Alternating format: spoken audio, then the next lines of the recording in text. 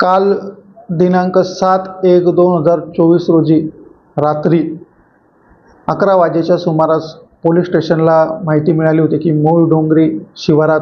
31 ते 35 वर्ष वयोगटातील इसम हा मयत स्थितीत पडलेला आहे व त्याचा अपघात झाला आहे अशी प्रथमदर्शनी माहिती मिळाली होती। आम्ही व आमच्यासोबत API खंडागळे व स्टाफ असे घटनास्थळी गेलो असता सदर घटनास्थळाची पाहणी केल्यानंतर सदर घटना ही अपघाताची नसल्याचे प्रथमदर्शनी आम्हाला दिसून आल्याने आम्ही मयत इसमाचा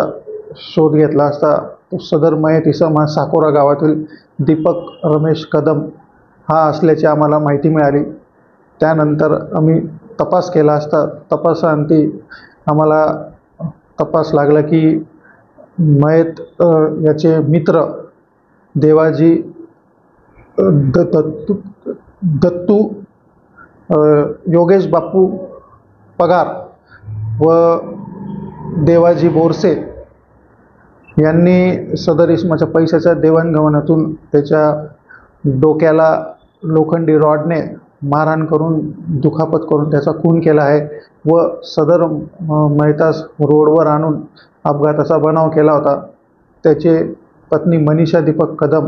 हिच्या फिर्यादीवरून पोलीस स्टेशनला 302-34 प्रमाणे गुन्हा दाखल करण्यात आला असून दोघांना ताब्यात घेऊन अटक करण्यात आलेली आहे। पुढील तपास पोलीस अधीक्षक